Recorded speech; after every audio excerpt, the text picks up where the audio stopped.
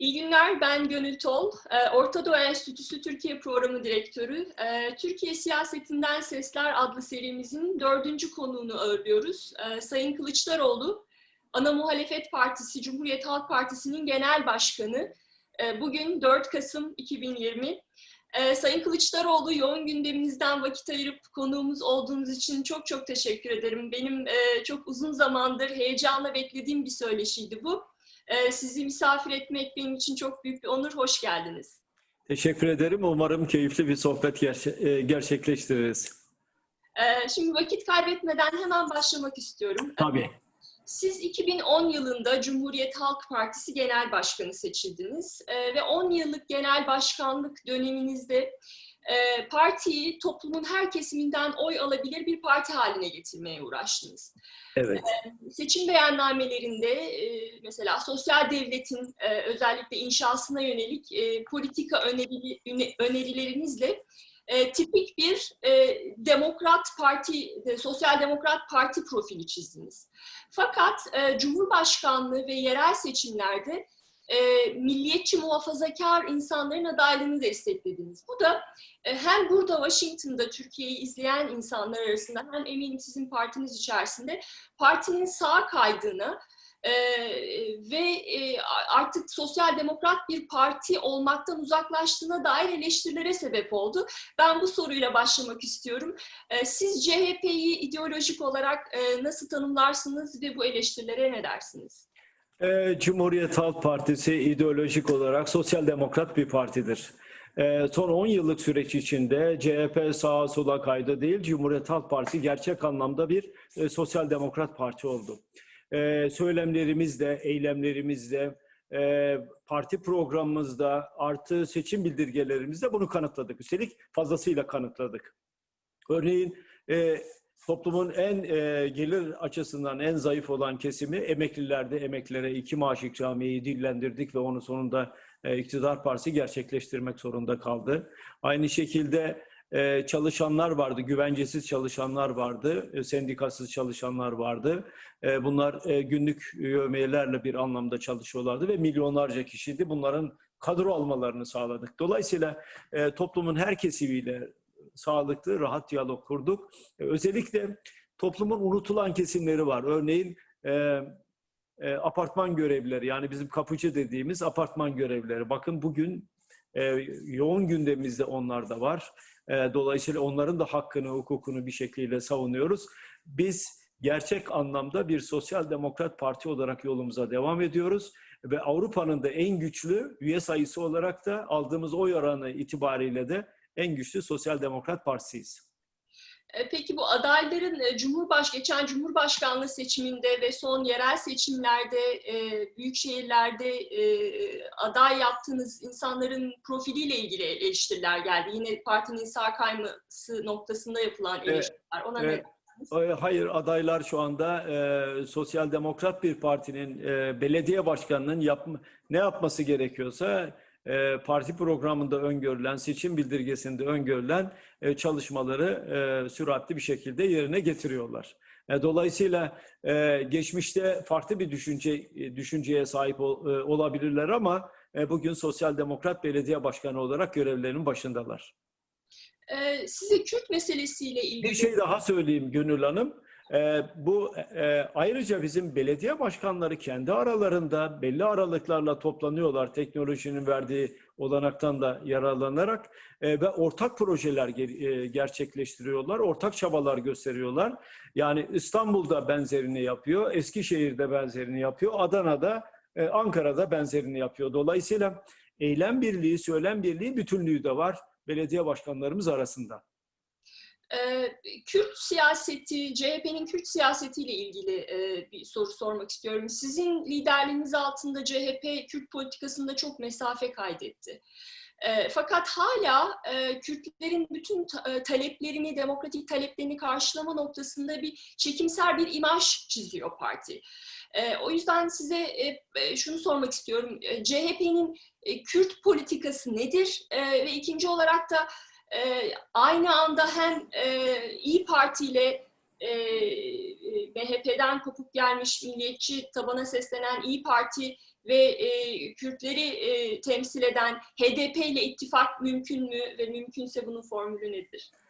HDP ile ve İYİ Parti'nin bir araya gelmesi mümkün mü değil mi onu bilemiyorum. O iki partinin kendi sorunu. Ama bana sorarsanız iki partinin de bir araya gelmesi, oturması, konuşması, var olan sorunları nasıl çözecekleri konusunda bir düşünce jimnastiği yapmalarında her zaman yarar var. Şunu ifade edeyim, Cumhuriyet Halk Partisi olarak iddialıyım. Bu konuda gerçekten çok iddialıyım. Türkiye'de var olan Kürt sorununu bizim dışımızda hiçbir parti çözemez. Biz bu sorunu çözeriz. Çözmeye de kararlıyız. Ben bu konuda defalarca Diyarbakır'a gittim. Diyarbakır'da sivil toplum örgütleriyle görüştüm. Diyarbakır'ın kanaat önderleriyle görüştüm. Bir dönem Erdoğan CHP için CHP için şunu söylerdi. Siz Sivas'ın ötesine bile geçemezsiniz diye. Biz bugün Sivas'ın ötesine de gidiyoruz. Her yere de gidiyoruz. Oturuyoruz, konuşuyoruz. Şu anda HDP'ye oy veren vatandaşlara soruyorlar. İkinci partiniz hangisi diye. İkinci partinin ağırlıklı olarak Cumhuriyet Halk Partisi olduğu ifade ediliyor. Kürt sorunu var. Evet var. Bu sorun çözülemedi. Evet çözülemedi. Nasıl çözülür? Bunun sihirli bir cümlesi var. O da nedir? Demokrasi ve özgürlükler bağlamında sorunu ele alıp çözerseniz herkesi kazanmış olursunuz. Sorunları var mı? Evet, sorunları var. Üstelik bu sorunlar sadece bir dil sorunu değil, ekonomik sorun, kültürel sorun, pek çok alanda sorun yaşıyorlar. Ama bütün bu sorunları özgürlük ve demokrasi bağlamında ele alıp ben bu çerçevede çözerim derseniz bu sorunu çözersiniz. Biz ayrıca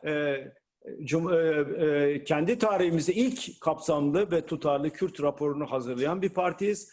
Artı bundan 5 veya 6 yıl önce 22 soru 22 cevap diye yine Kürt sorununa var olan sorunları nasıl çözeceğimize dair bir de broşürümüz var. Ayrıca samimi olduğumuzu gösteren bu broşürde ifade ettiğimiz sorunların nasıl çözüleceğine dair ifade ettiğimiz çözümleri de Türkiye Büyük Millet Meclisi'ne kanun teklifi vererek samimiyetimizde bir anlamda göstermiş olduk. Evet, o bahsettiğiniz 22 soruda Kürt meselesi gerçekten partinin Kürt meselesinde durduğu noktayı açıklaması açısından önemli bir dokümandı. Fakat burada bizi izleyen insanlar bilmeyebilir. O nedenle sizden ricam, mesela dil konusunda ne düşünüyorsunuz? Neden meseleyi meclis çerçevesinde halletmek istiyorsunuz? Ve mesela AK Parti'de benzer taleple, benzer bir sloganla ortaya çıkmıştı. Kürt açılımı yaptı. Siz neden karşı çıktınız AK Parti? Kürt sorununun çözümünde tek adres Türkiye Büyük Millet Meclisi. Çünkü Kürt sorununu çözmek için belki pek çok yasada değişiklik yapacaksınız. Siz parlamentoyu devre dışı bırakarak yasa çıkaracak başka bir organ yok. Böyle bir organ olmadığına göre sorunu nerede çözeceksiniz? AK Parti'nin yaptığı hata parlamentoyu devre dışı bırakıp ben Kürt sorununu çözerim diye yola çıkmasıydı. Oysa parlamentoda bir uzlaşma komisyonu kurulmalıydı. Her partiden eşit sayıda milletvekili katılmalıydı. Kürt sorunun çözümü konusunda ben adım gibi biliyorum her partiden bu sorunun çözümüne katkı verecek son derece birikimli, deneyimli milletvekilleri var. Bunlar sorunu görüşecekler. Ayrıca parlamentoda uzlaşma komisyonu dışında, parlamento dışında bir akil adamlar heyeti, bu Aksaçlılar heyeti olabilir, düşünen insanlar olabilir. Yani bir başka komisyon olacak. O komisyon, yani parlamento dışındaki komisyon toplumun bütün kesimleriyle ve bütün taraflarıyla görüşecek. Parlamento ise ancak ve ancak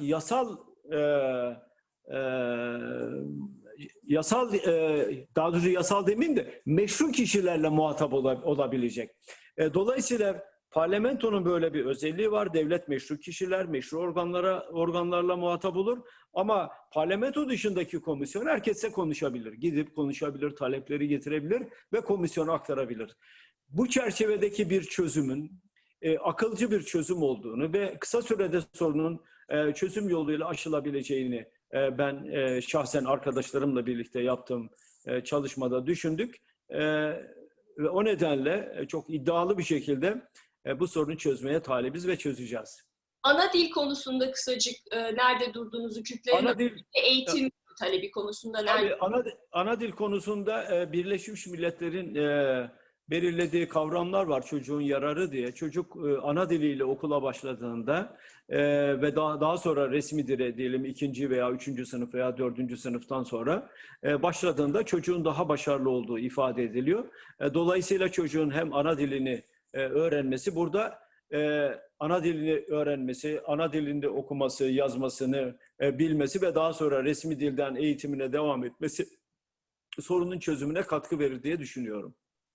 Bu konuda dünya örneklerine de baktık. Özellikle Avusturya'da bir akademisyenin bize hazırladığı bir rapor var bu çerçevede.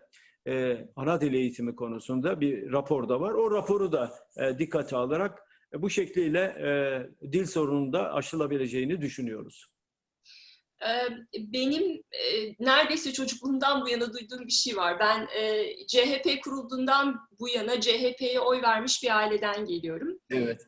Babam hep derdi ki ölene kadar başka partiye oy vermem ama Evet. ne iktidar oluyorlar ne doğru düzgün muhalefet ediyorlar derdi. Bu çocukluğumdan bu yana duyduğum bir şeydi. Şimdi Türkiye siyaseti hakkında da en çok söylenen, burada Washington'da da söylenen şeylerden biridir sanırım. Etkili bir muhalefet yok cümlesi. Ne diyorsunuz bu konuda? Etkili bir muhalefet yürüttüğünüzü düşünüyor musunuz? Ya da nedir etkili muhalefet yürütmek? Şöyle, önce şunu ifade edeyim. Son 10 yılda en büyük değişimi yaşayan parti Cumhuriyet Halk Partisi'dir. Bunu bir sefer yazıp bir köşeye bırakmak zorundayız. Neden bunu söylüyorum? Çünkü geçmişte şöyle bir eleştiri gelirdi. Ya CHP hep eleştiriyor ama hiç muhalefet, yani daha doğrusu hep eleştiriyor ama hiç öneri getirmiyor.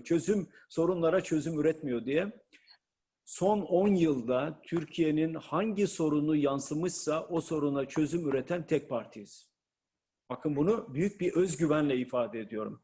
Çünkü bizim seçim bildirgemiz bile iktidar partisi tarafından kopyalandı. Sorun var, evet biliyorlar, karşılaşıyorlar ama sorunu nasıl çözeceklerini bilmiyorlar. Bizim seçim bildirgemizi kopyalayarak kendi seçim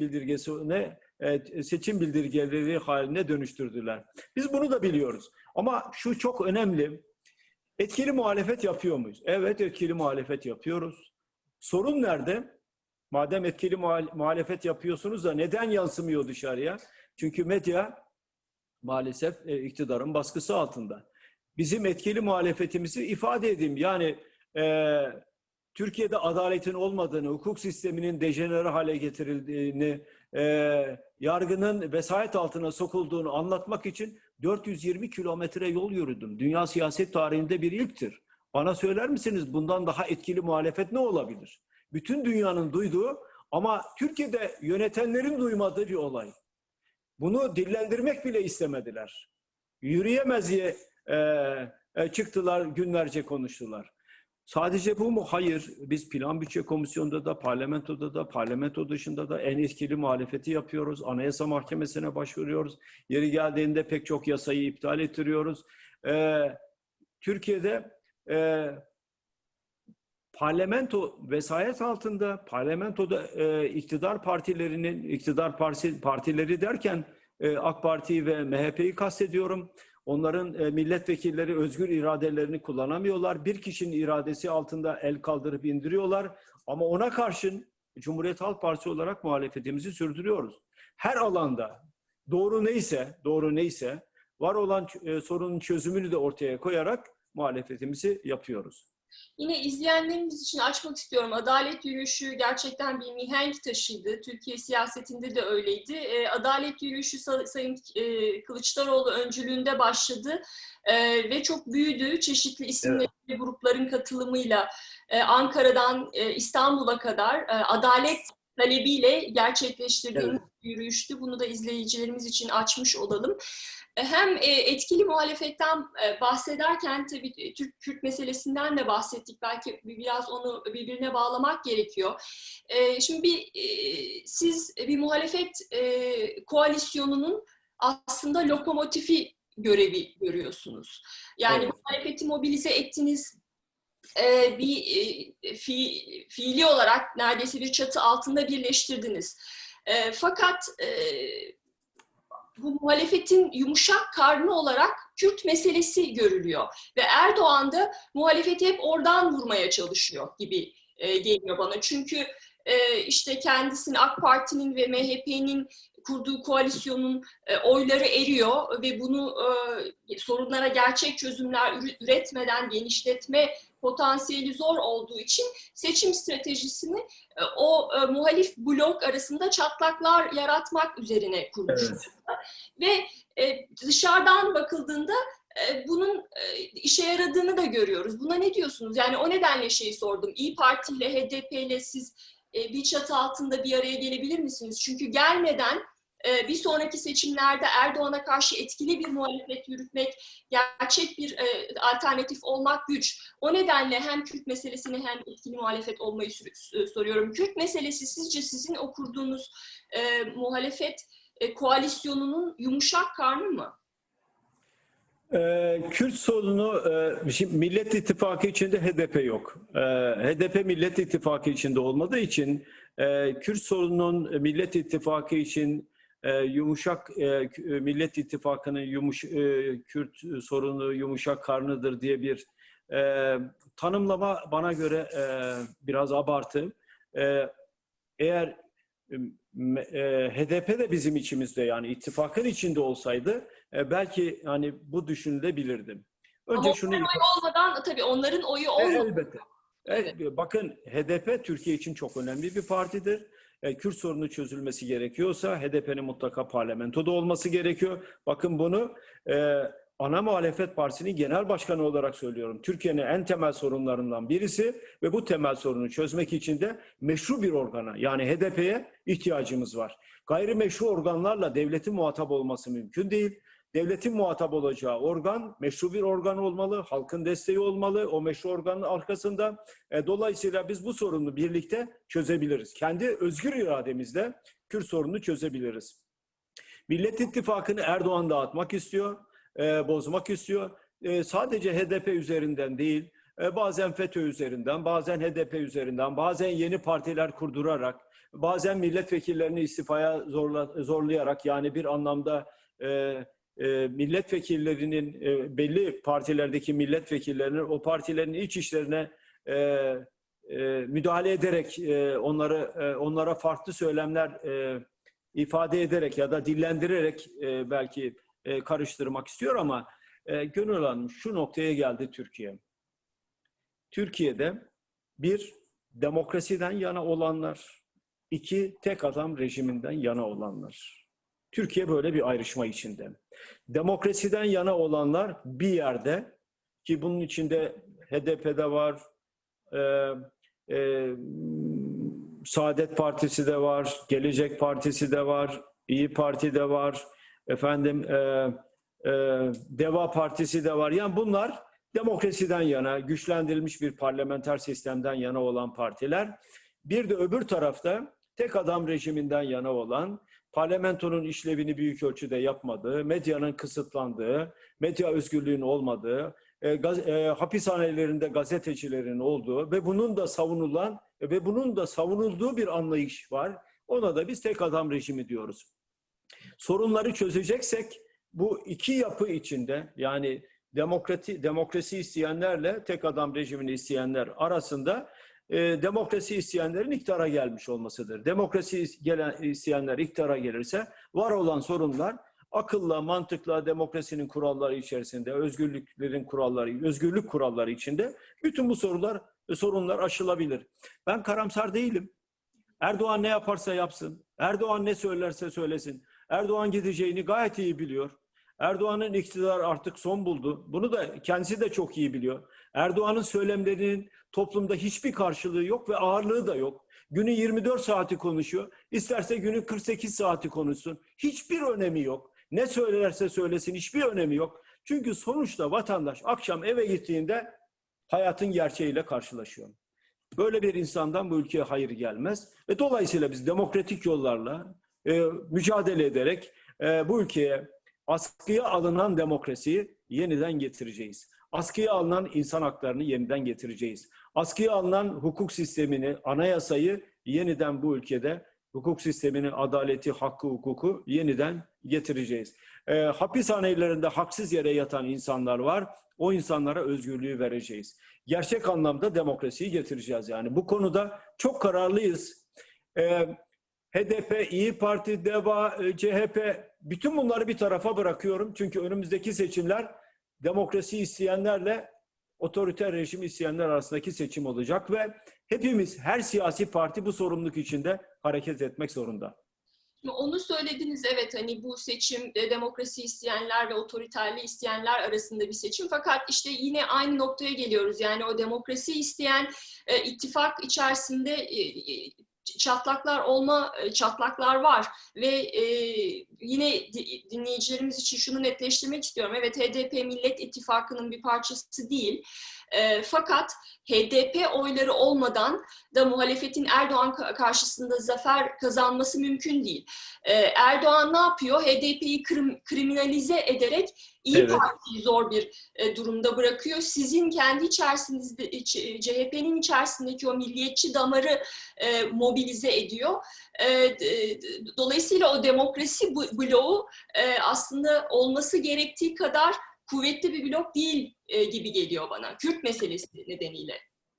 Hiç endişe etmeyin Gönül Hanım. Yani medyaya şöyle veya böyle yansıyabilir ama bu ülkede insanlar demokrasinin ne kadar değerli olduğunu tek adam rejiminde gördüler. Şimdi havayı teneffüs ettiğimiz zaman hava güzelse havanın değerini çok iyi bilmeyiz zaten. Ama hava kirliliği belli boyutlara ulaştığı zaman havanın ne kadar değerli olduğunu o zaman anlarız. Şimdi demokrasiyi kaybettikten sonra Türkiye'de yaşayan hangi kimlikten, hangi yaşam tarzından, hangi inançtan, hangi partiden olursa olsun insanlar demokrasinin önemini kavramaya başladılar. Tek adam rejiminin bu ülkeye yaptığı en büyük katkı demokrasinin ne kadar değerli olduğunu insanlara hatırlatması oldu. Bu açıdan Erdoğan ne yaparsa yapsın, şimdi sarayında oturmuş, efendim ben acaba bir dahaki seçimlerde nasıl iktidarımı korurum diye seçim kanunlarında oynamaya başladı. Bir insan, bir yönetici, bir iktidar halkın oyuna değil de onun iradesine değil de ben daha düşük oyla nasıl iktidarımı korurum arayışına girmişse ondan artık o ülkeye hayır gelmez. Erdoğan'ın geldiği nokta budur. Erdoğan'ın bu ülkeye verebileceği hiçbir artı yoktur. Bugün de daha dünden itibaren yani 20 Temmuz sivil darbesinden sonra, biz öyle diyoruz 20 Temmuz'dan sonra Türkiye'de sivil darbe oldu diye. 20 Temmuz sivil darbesinden sonra Erdoğan'ın Türkiye'de bize vereceği, vatandaşa vereceği hiçbir şey yok, hiçbir artı yok. Peki partinizin 2023 ya da seçimler daha evvel olursa adayının Erdoğan karşısında başarılı olması için nasıl bir profilinin olması gerekiyor? Şimdi hep gündeme getirilen bir tartışma var. İşte tipik bir CHP'li olmamalı çünkü işte Türkiye çok partili hayata geçtikten sonra büyük oranda sağ partileri iktidar yaptı. O nedenle sağdan gelen bir figürle Erdoğan'ın karşısına çıkılmalı. Böyle bir söylem var. Buna ne diyorsunuz? Bu söylemlerin hiçbir önemi yok Gönül Hanım. Çünkü bakın neden yok. Seçimler, eğer seçim kararı alınırsa 1923'te veya daha önce seçim kararı alınırsa önce ittifakı oluşturan partilerin liderlerinin bir araya gelmesi lazım. Önce biz nasıl bir cumhurbaşkanı istiyoruz? Onun üzerinde. Yani Cumhurbaşkanı'nın tipi, karakteri, bilgisi, birikimi ne olmalı? Bunun üzerinde durmalıyız. İki, demokratik parlamenter sisteme geçmek istiyoruz değil mi? Hep birlikte. Demokratik parlamenter sisteme geçeceksek bunun ilkeleri ne olacak? Bunu belirlemeliyiz. Dolayısıyla öncesinde sağlıklı ve tutarlı bir ön çalışma, o ön çalışmanın metne dökülmesi, sonra bunun bir protokole dönüşmesi, bu protokolün ittifakı oluşturacak olan partilerin liderleri tarafından imzalanması ve bunun kamuoyuna deklare edilmesi lazım. Bu olduğu takdirde biz o zaman halka vaat ettiklerimizi gerçekleştirmiş oluruz. Eğer bu olmadan şimdiden efendim CHP'li mi olacak, efendim işte sağdan birisi mi olacak, başka birisi mi olacak? Bu tartışmaların tamamı yapay tartışma. Hiçbir önemi yok. Biz popüler bir kişi aramıyoruz. Biz ülkenin sorunlarını çözebilme iradesini ortaya koyabilecek ve bu iradenin arkasında duracak kişiyi arıyoruz biz. O kişi başta olacak, diyelim ki Cumhurbaşkanı adayımız olacak ama o kişi sonra şunu kabul edecek. bulunduğu makamın sembolik bir makam olacağını, asıl yetkinin parlamentoya verileceğini, bir başbakanın olacağını, asıl yürütme organının orası olacağını baştan kabul edecek. Ve bu protokolle imzalanacak ve kamuoyuna duyurulacak. Bunlar yapılmadan, dediğim gibi Cumhurbaşkanı A mı olacak, B mi olacak, anketler yapılıyor vesaire. Bunların hiçbir önemi yok. Bunların hiçbir önemi yok. Dolayısıyla biz demokrasiden yana olanlar seçim olduğu zaman bir araya geleceğiz. Oturacağız, konuşacağız. Bazı temel ilkelerde anlaşacağız. Ondan sonra hep beraber her parti ayrı ayrı mı Cumhurbaşkanı adayı çıkarır, yoksa ittifak olarak demokrasiyi savunanlar tek bir Cumhurbaşkanı adayı mı çıkarırlar? O da o dönemin koşulları içinde oturulur, tartışılır ve ona göre karar verilir. Demokratik parlamenter sistem dediniz. Şimdi hep söylüyorsunuz, siz eski parlamenter sisteme dönmek istemiyorsunuz. Peki Evet. nedir bahsettiğiniz demokratik parlamenter sistemin parametreleri nedir? Parametreleri şunlar. Birincisi 12 Eylül, 12 Mart, 20 Temmuz sivil darbesinden sonra yapılan anayasa değişiklikleri veya kanun hükmünde kararnameler. Bütün bunlar darbe dönemlerinde yapılan düzenlemeler. Bir temel ilkemiz var. Türk hukuk sistemini darbe hukukundan tamamen arındırmak. Bizim üyesi olmaya çalıştığımız Avrupa Birliği'nin öngördüğü evrensel standartlar var. O standartları Türkiye'ye getirmek, seçim yasasını değiştirmek, parlamentoyu vesayetten kurtarmak. Yani milletvekillerini şu anda kim belirliyor? Genel başkanlar belirliyor. Vatandaş sanıyor ki ben milletvekilini seçiyorum. Oysa vatandaş milletvekilini seçmiyor. Milletvekilini seçen liderler vatandaşın önüne listeyi koyuyorlar. Bunun altına mühür bas diyorlar. Mühür basmazsan ayrıca sana ceza keseceğiz diyorlar. Dolayısıyla buradan tamamen kurtarmamız gerekiyor. Parlamentoyu vesayetten kurtarmamız gerekiyor. Milletvekillerini doğrudan doğruya vatandaşlar seçsin. Liderler seçmesin. Artı parlamentoda başbakan parlamentoya karşı sorumlu olsun. Bakanlar parlamentodan çıksın. Gen soru verilebilsin. Sözlü sorular, yazılı sorular verilebilsin. Ayrıca bir şey daha öneriyoruz biz. Parlamentoda bir kesin hesap komisyonu kurulsun ve kesin hesap komisyonu başkanı muhalefet partisinden olsun. Çünkü gerçekleşen bütçe sonuçlarını gösteren kesin hesap kanunu var. Dolayısıyla yürütme organı bir yıl önce parlamentodan geçen bütçe ne ölçüde gerçekleşti ve harcamalar gerçekten öngörülen düzeyde harcandı mı, harcanmadı mı, yolsuzluk oldu mu, olmadı mı? Kesin hesap kanunuyla gelip muhalefete hesap vermek zorunda. Bu uygulamayı yapacağız. Devlette liyakat sisteminin olması lazım. Cumhurbaşkanı Anayasa Mahkemesi'ne veya Yargıtay'a veya Danıştay'a hakim tayin edebilir mi? Evet, edebilir ama Cumhurbaşkanı'nın tarafsız olması lazım. Cumhurbaşkanlığının sembolik olması lazım. Cumhurbaşkanı'nın var olan yetkilerinin hemen hemen büyük bir kısmının alınması ve bu yetkilerin başbakana ve parlamentoya iade edilmesi lazım. Eğer parlamentoda Cumhurbaşkanı çok belli dönemlerde, önemli günlerde konuşmalı, onun dışında konuşmamalı. Cumhurbaşkanı mahkemelere tarafsız olması koşuluyla yargıç atayabilmeli ama atadığı yargıçların özgeçmişine bakılmalı. Bu yargıçların yazıları var mı? Uluslararası dergilerde yayınlanmış yayınları var mı? Bu yargıçlar yargıçlık yaptığı süre içinde verdiği kararların kaçı üst mahkemeler tarafından onaylanmış veya kaçı bozulmuş, mahkemeler üst mahkeme yargı kararını bozmuş veya yabancı dil biliyor mu, bilmiyor mu? Bütün bunların tamamını değerlendiren bir anlayıştan sonra ancak Cumhurbaşkanı hakim tayin edebilmeli. Bütün bunların altyapıları var. Önümüzdeki süreç içinde de çalışmamız var. Onu yapıyoruz. Bakın şu kitapçık 2. Yüzyıla Çağrı Beyannamesi. Bizim kurultayda 97. kurultayımızda bunu oy birliğiyle kabul ettik. Bir yüzyılı devirdik Gönül Hanım. Bir yüzyıla hepimiz tanıklık ettik. Peki 2. yüzyılda ne yapacağız? Ve 2. yüzyılda nasıl bir Türkiye'yi özlüyoruz? 2. yüzyılda Türkiye neleri yapmalı? Burada 13 madde halinde saydık. Bunlardan güçlendirilmiş demokratik parlamenter sistem bunlardan birisi. Kesin hesap komisyonu, medya özgürlüğü, Hatta medyanın dördüncü güç olarak anayasaya girmesi gerektiğini de yine ifade ediyoruz. Yine bunun içinde Kürt sorununun çözülmesi, toplumsal barışın sağlanması da var. Açık ve net bunun da bir şekliyle bizim ikinci yüzyıla çağrı beyannamesine girmesine imkan sağladık. Burada Sayın Kılıçdaroğlu, burada Washington'da yine Türkiye'yi izleyen insanlarla sohbetlerimizde hep karşıma çıkan sorulardan bir tanesi bu. CHP'nin %20-30 bandından çıkamayan bir oy oranı var. Hep bu soruluyor bana. Evet. Nedir sizce bunun sebebi? Yani yapısal sorunlar mı var? CHP doğal tabanı olması gereken toplumun işçi, emekçi kesimleriyle bağ mı kuramıyor? Neden tarihi olarak sağ partiler, İslamcı partiler bu CHP'nin bu doğal tabanıyla daha kuvvetli bağ kurdu?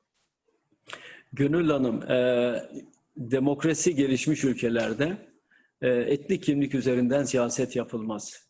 İnanç üzerinden siyaset yapılmaz. Yaşam tarzı üzerinden siyaset yapılmaz. Bunların üçü de yasaktır aslında. Ama bizim ülkemizde, yani Türkiye'de etnik kimlik üzerinden de siyaset var. Yaşam tarzı üzerinden de siyaset var. İnanç üzerinden de siyaset var. Dolayısıyla insanlar gerçek sorunlarıyla ilgilenemiyorlar. Çünkü siyasetçi onların gerçek sorunlarını onların gözünün önünden çekiyor. Onları başka sorunlarla meşgul eder hale getiriyor. Biz bunu aşmaya çalışıyoruz. Zaman zaman CHP de bu tuzağa düşmüş. Onu da özellikle ifade etmek isterim. Ama biz bu tuzağa düşmemeye, tam tersine herkesin etnik kimliğine, herkesin inancına ve herkesin yaşam tarzına saygı gösterdiğimizi ifade ediyoruz. Tabii CHP neden oyunu artıramıyor sorusu sadece siz değil, pek çok gazeteci arkadaşımız da soruyor. Bunun sadece bir nedeni yok, birden fazla nedeni var. Birincisi şu,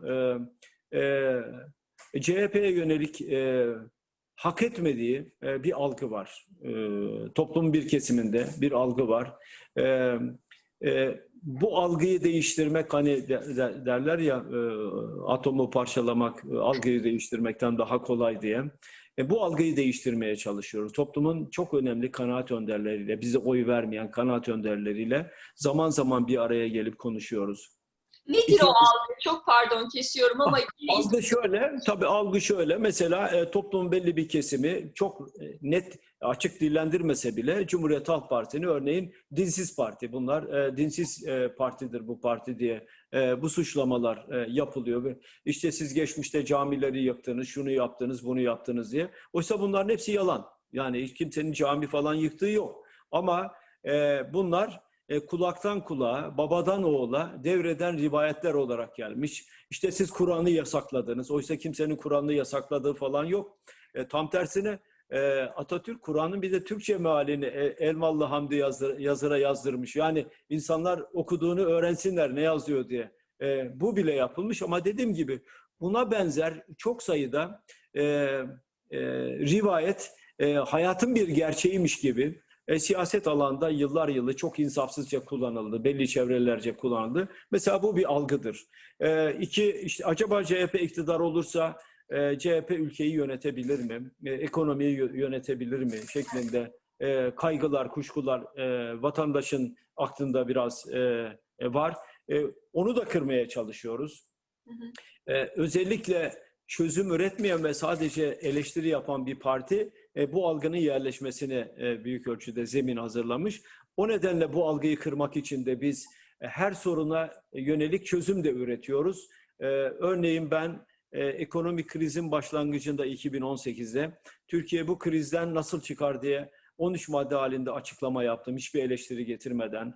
Daha sonra artık bugün Türkiye'de bir ekonomik kriz yok. Türkiye bugün bir ekonomik buhranın içinde.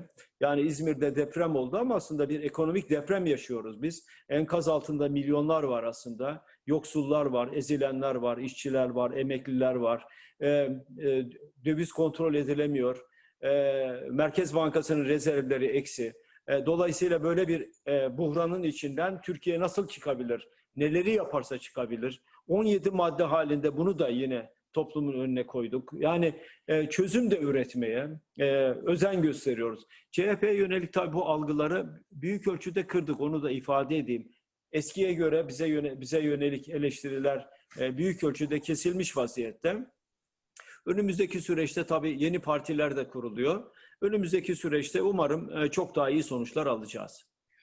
Şimdi Türkiye'de İslamcılığın seyrini izleyen geniş bir akademik literatür var ve diyor ki bu literatür Erdoğan'ın 20 yıllık iktidarının ardından işte eğitimi, sosyal politikaları kullanarak, Diyaneti kullanarak toplumu İslamileştirdiğini söylüyor. Yani sekülerliğin altını oyduğunu söylüyor. Siz buna katılır mısınız?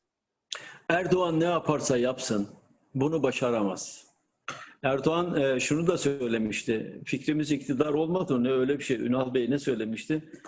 Fikriyatımız iktidar olmadı gibi. Yani 18 yıldır yönetiyoruz ama fikriyatımız iktidar olamadı gibi bir cümle kurmuştum. Orta Çağ'ı özleyen insanlar 21. yüzyılda fikriyatlarını iktidar yapamazlar. Kendisi olabilir ama toplumun büyük bir kesimi ya da çoğunluğu o fikriyatı asla benimsemez. AK Parti'ye oy veren, geçmişte AK Parti'ye oy veren gençlerin büyük bir kısmı şimdi AK Parti'ye oy vermiyorlar. Dijital ortam yani dijital dünya gençlerin, milyonların gerçeğe ulaşmasını zaten sağlıyor. Dolayısıyla siz Türkiye'yi bir ortaçağ ülkesi haline getirmek, Türkiye'de demokrasiyi askıya almak, hukuk sistemini askıya almak isterseniz buna tepkiler gelecektir. Çünkü bir demokratik gelenek oluştu aslında Türkiye'de. Demokrasinin ne kadar değerli olduğu, ne kadar önemli olduğu anlaşıldı aslında. Gün geçtikçe bu daha fazla da anlaşılıyor. Bir genç attığı bir tweet dolayısıyla ertesi gün polis kapısını çaldığında ne diyecek? Ülkede demokrasi mi var diyecek. Ben düşüncemi söylüyorum. 140 karakterle bir tweet attım. Ertesi gün polis geldi. Neden Erdoğan'ı eleştiriyorsun diye. Bunu genç görüyor, arkadaşlarına söylüyor. Demokrasinin olmadığı algısı daha da pekişmiş oluyor. Bundan kurtulması lazım. Nasıl kurtulacak? Erdoğan'dan kurtulması lazım. Nasıl kurtulacak? Sandığa gidip oy vererek. Peki yani Erdoğan geldiği, ülkeyi İslamileştirdiği, sekülerliğin altını oydu tezine katılmıyorsunuz. Çok efendim herkes inancını rahatlıkla yerine getirebilir. Getiriyor da zaten Erdoğan kafasında başka şeyler vardı. Erdoğan Cumhuriyeti içine sindiremiyor. Çağdaşlığı içine sindiremiyor Erdoğan. Erdoğan kendisini İslam dünyasının halifesi olarak görüyor. Öyle konumlandırıyor. Ama bugün dünya gerçeği görüldü ki Mısır, Suudi Arabistan, Suriye, Irak bütün dünyayla Erdoğan kavgalı. Dolayısıyla Erdoğan'ın rüyasında gördüğü dünyayla uyandığında gördüğü dünya arasında 180 derece fark var. Hazır Erdoğan bütün dünyayla kavgalı demişken dış politikadan bahsetmek istiyorum. Sizin AK Parti ile dış politika konusunda ayrıştığınız en önemli konu nedir? Hiçbir konuda en önemli konu dış politika konusunda. Suriye politikası konusunda farklı düşünüyoruz. Avrupa Birliği politikası konusunda farklı düşünüyoruz. Mısır, Doğu Akdeniz konusunda farklı düşünüyoruz. Aslında dış politikada Erdoğan'la uyuştuğumuz hiçbir şey yok. Çok kısa böyle biliyorum vaktiniz çok az. Çok kısa birkaç cümleyle mesela Doğu Akdeniz'de nasıl farklılaşıyorsunuz? Avrupa Birliği ile ilişkilerde, Suriye'de ki bir sonraki sorum o. Yani Arap ayaklanmaları başladığında mesela siz hükümet olsaydınız nasıl bir politika izlerdiniz? Ayaklanmaları destekler miydiniz? Kısacık bu önemli dış politika kalemlerinde nasıl ayrıştığınızı söyler misiniz Erdoğan? Bütün komşularla barış içinde yaşamak Türkiye'nin temel hedefi olmalı. Bütün komşularıyla. Eğer komşuda yangın varsa bunun size sıçramaması mümkün değil.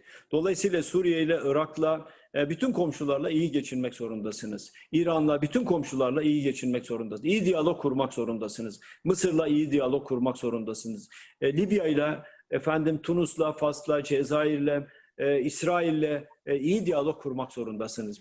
Bütün bunlarla bizim kader birliği yapmamız gerekiyor.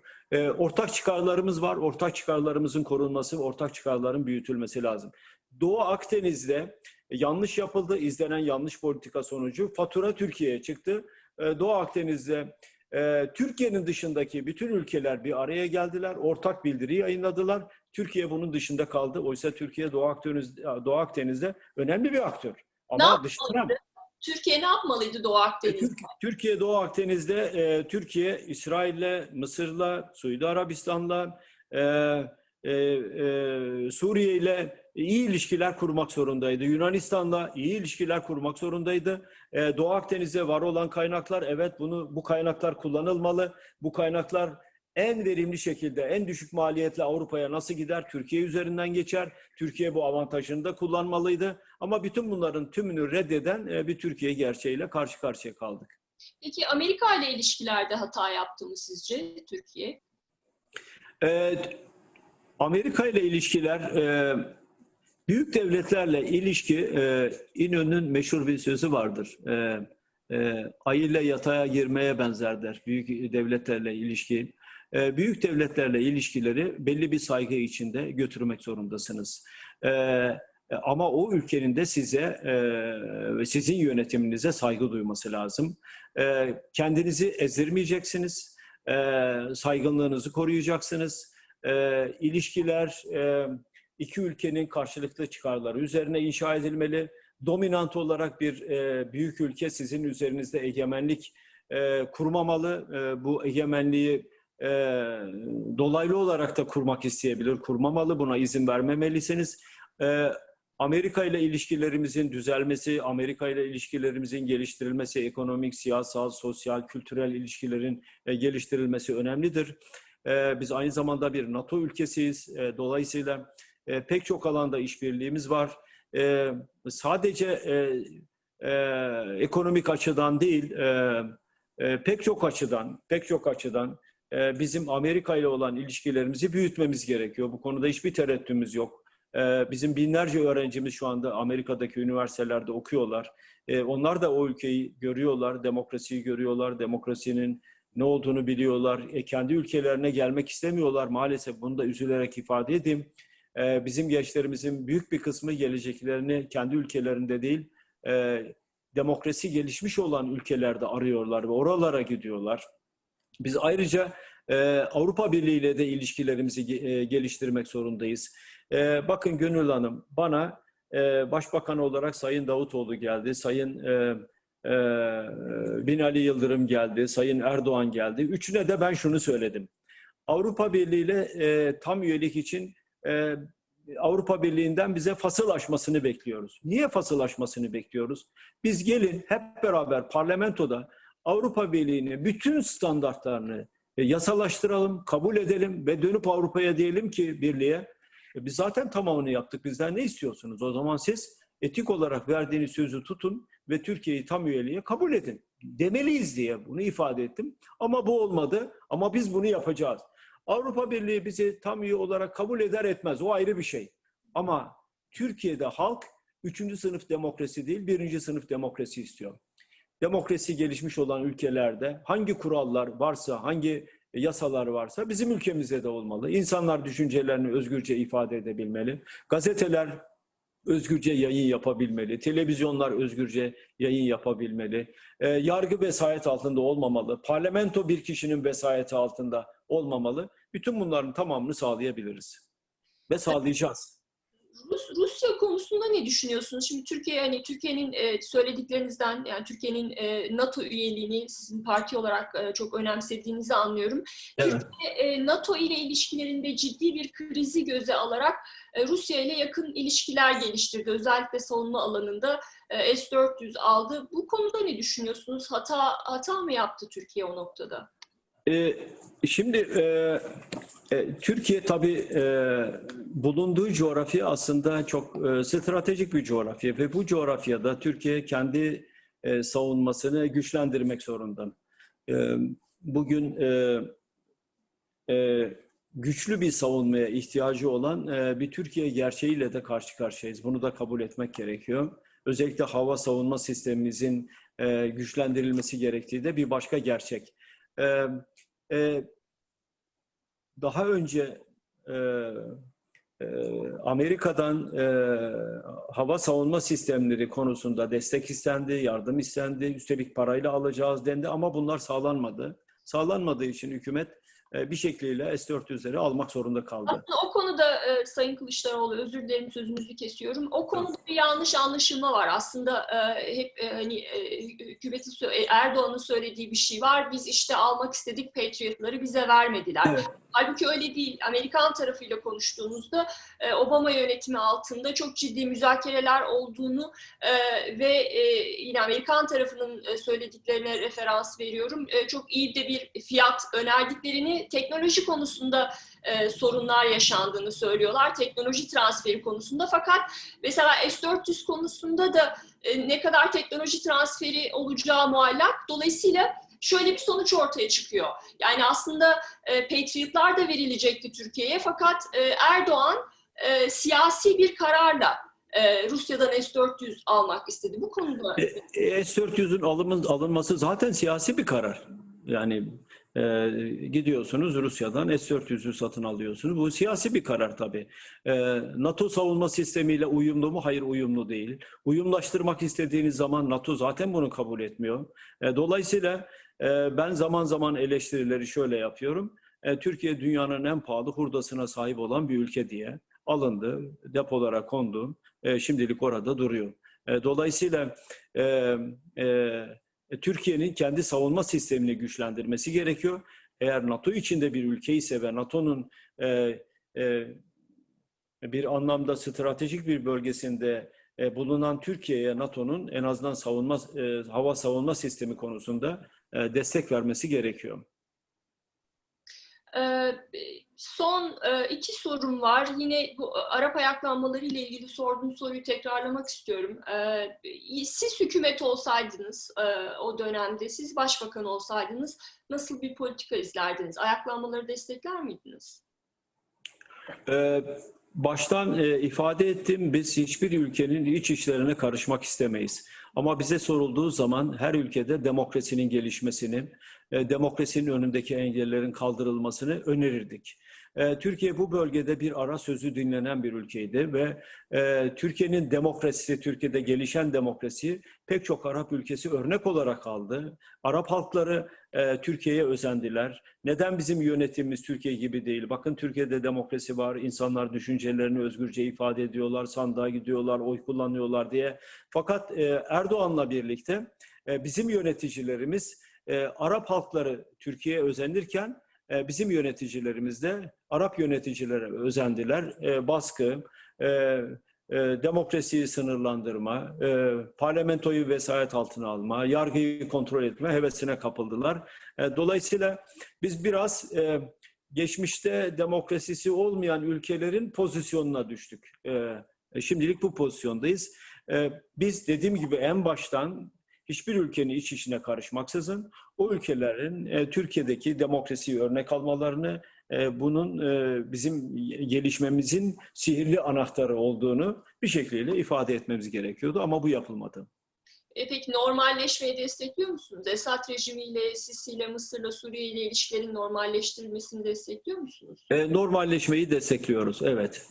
Ama bu şu anlama gelmesin. Yani oradaki baskıyı destekliyoruz anlamında değil. İlişkiler düzelmeli.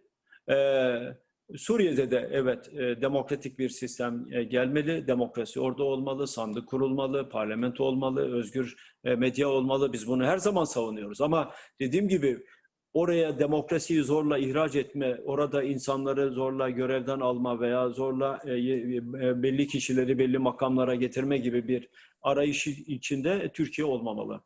Sizce neden peki Erdoğan bu kadar müdahil oldu? Bunun arkasında yine çok üzerinde konuşulan, yazılan şeylerden bir tanesi Erdoğan'ın işte İslamcı ideolojisi nedeniyle dış politikada da böyle bir işte Müslüman kardeşler gibi İslami hareketleri destekleme yoluna gitti. Sizce Erdoğan'ın Arap ayaklanmaları sırasında izlediği politikanın temel sebebi neydi? İhvancı politika. Yani ideoloji.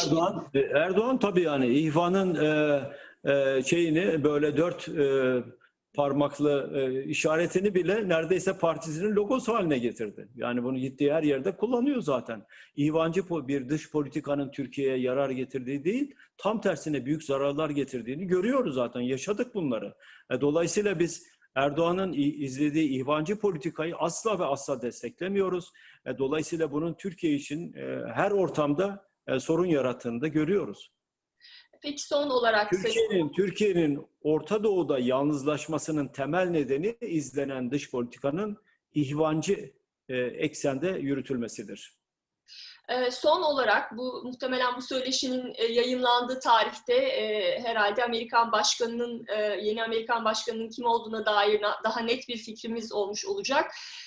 Yeni Amerikan başkanına Türkiye politikası konusunda bir tavsiye verseydiniz, ne tavsiye ederdiniz? Türkiye'ye dair atmasını istediğiniz ilk adım ne olurdu? Türkiye'deki bütün demokratikleşme hareketlerini desteklemelerini isteriz.